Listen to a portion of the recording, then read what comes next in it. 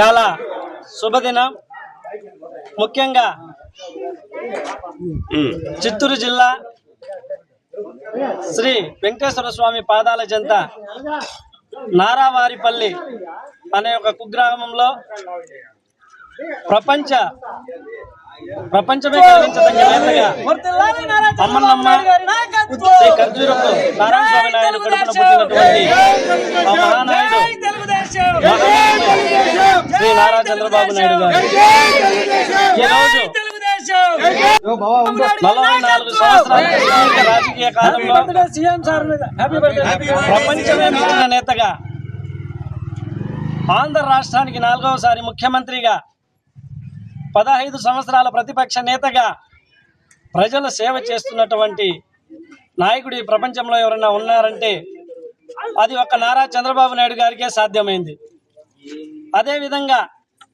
2014వ సంవత్సరంలో Congress party parliament తలుపులు మూసి ఉమ్మడి ఆంధ్ర రాష్ట్రాన్ని ఏ విధంగా ఖండన చేశారో అందరూ చూశాం మనము. ఆ రోజు నుండి ఇప్పటి వరకు మన రాష్ట్రానికి కనీస రాజధాని లేకుండా, కూర్చోవడానికి ఒక కనీస భవనం లేకుండా, బస్సులోనే ప్రయాణం చేస్తూ బస్సులోనే జీవిస్తూ ఈ ఒక్క ఆంధ్ర రాష్ట్రానికి ప్రపంచం మెచ్చిన రాజధాని తేవాలని సంకల్పంతో, ఎంతో దృఢ సంకల్పంతో ఈరోజు మన రాష్ట్రానికి ఒక పెద్ద బిడ్డలాగా ముందుకు తీసుకుపోతా ఉన్నారు.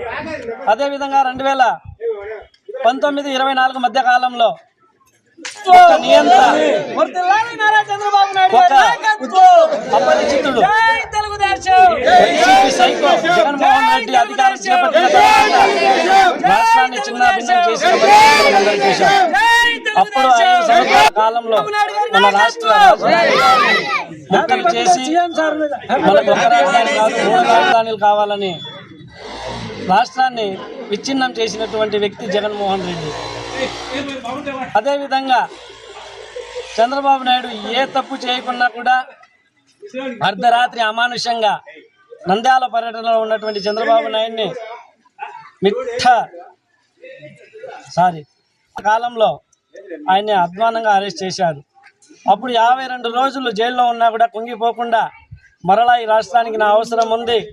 ఆంధ్ర రాష్ట్ర ప్రజలకి నేనేదో చేయాలని సంకల్పంతో ఈరోజు మళ్ళీ ముఖ్యమంత్రి అయ్యి రాష్ట్రాన్ని ముందుకు తీసుకుపోతున్నటువంటి మా నారా చంద్రబాబు నాయుడు గారికి కోట్వారపల్లి పంచాయతీ గ్రామ ప్రజలందరి తరపున, ముఖ్యంగా మా కోట్వారపల్లి గ్రామ దైవం శ్రీ లక్ష్మీ నరసింహస్వామి తరపున ఆయన నిండు 100 ఏళ్ళు సుఖ సంతోషాలతో ఈ రాష్ట్రాన్ని అదేవిధంగా ముఖ్యమంత్రిగా ముందుకు తీసుకోవాలని కోరుకుంటూ హ్యాపీ బర్త్డే చంద్రబాబు నాయుడు గారు.